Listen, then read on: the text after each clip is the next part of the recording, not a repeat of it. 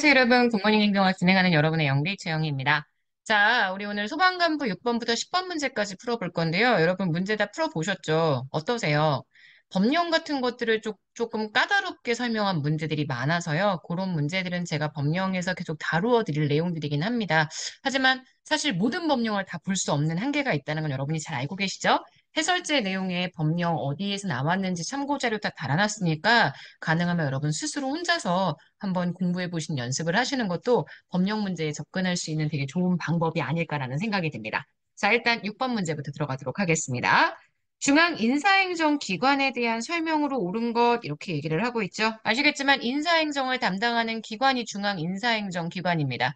아시겠지만 독립형도 있고요. 비독립형도 있죠. 행정부로부터 독립되었느냐, 독립되어 있지 않았느냐.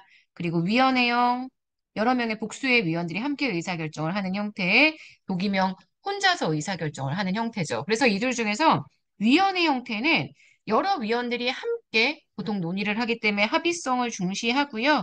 보통 위원회 형태가 100% 독립이라고 얘기할 수는 없지만 그래도 독립성을 좀 강조한다. 이렇게는 표현할 수 있습니다. 사실 저는 얘는 약간 세모인 것 같은 느낌이에요. 독립성에 대한 내용은 위원회형이라고 해서 반드시 나타나는 게 아닌데 라는 생각이 있었는데 뭐 어쩔 수 없죠.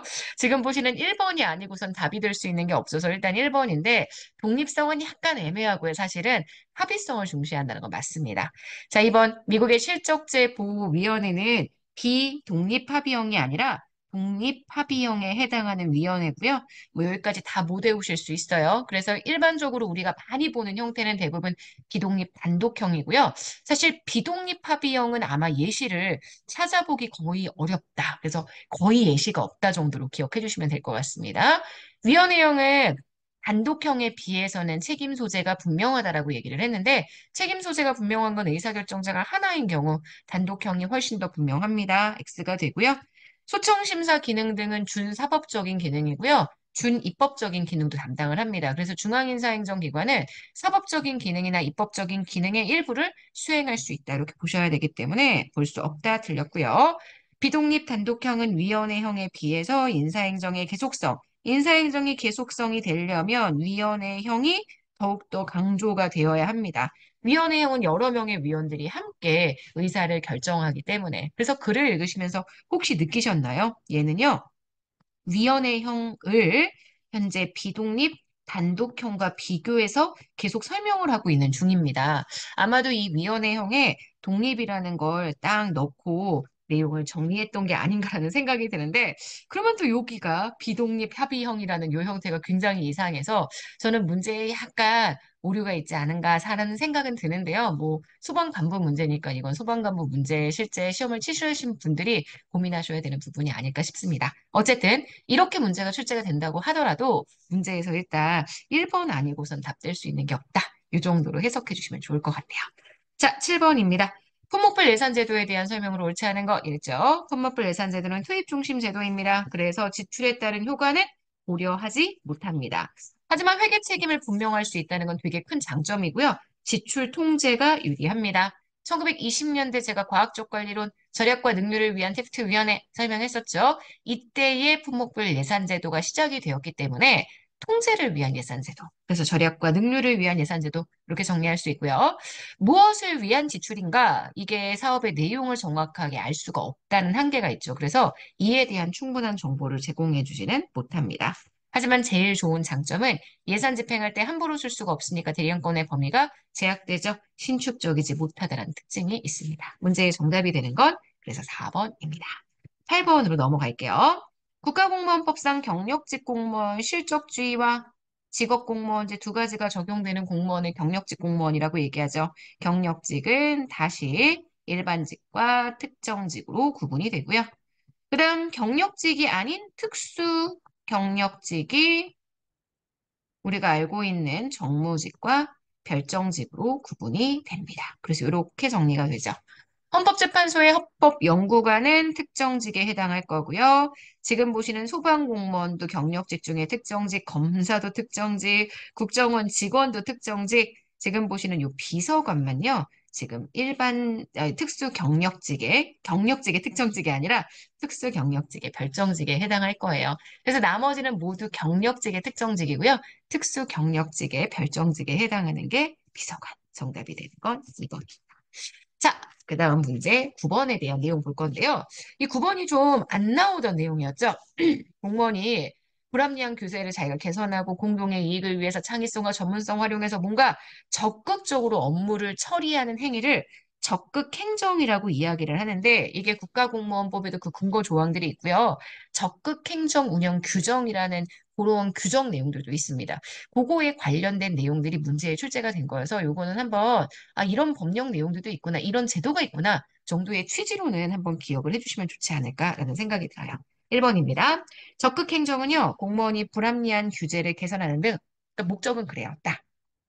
공공의 어떤 이익을 위해서 창의성, 전문성, 요걸 바탕으로 적극적으로 업무를 처리하는 행위, 요걸 우리가 적극 행정이라고 얘기를 하고요.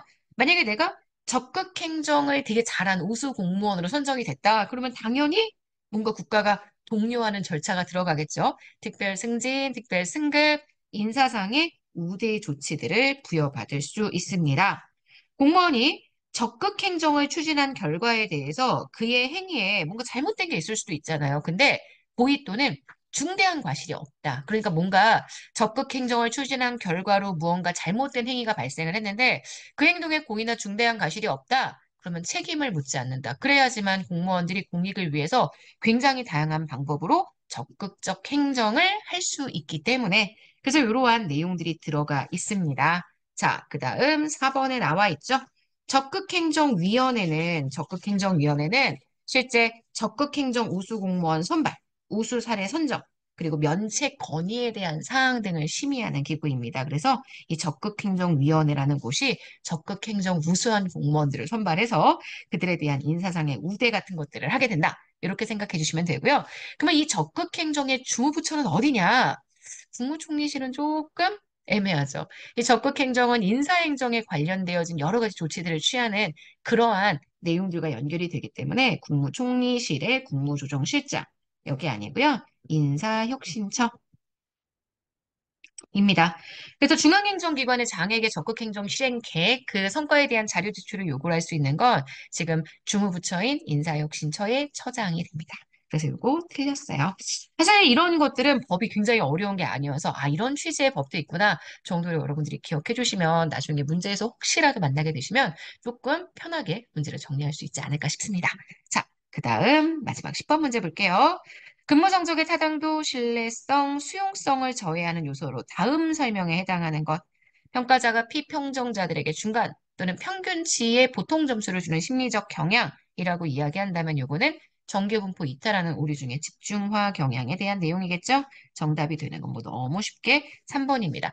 역산식 평정은 최근 7급에서 나왔습니다. 기억하시죠? 요거는 강제 배분법 할 때 강제 배분법의 특징이 상중하 등급별 비율을 미리 정해놓기 때문에 구성원들을 정말 좋은 결과를 나온 사람들에게, 좋은 성적이 나온 사람들에게 좋은 성적을 부여하는 게 아니라 등급별 비율에 따라 할당되는 점수를 부여하기 때문에 등급을 먼저 설정하고 그 다음 점수를 부여하는 형태, 바로 역산식의 평정이라고 표현하고 있습니다. 그래서 이 역산적 편정 관행을 강제 배분법에서 발생할 수 있는 부작용 정도로 생각해 주시면 될 것 같아요. 문제의 정답은 3번입니다. 자, 여기까지 해서 우리 오늘 굿모닝 행정학 마무리하도록 하겠습니다. 여러분 오늘 하루 정말 잘 보내시고요. 오늘 하루도 여러분 거예요. 내일 아침에 만날게요. 여러분 안녕.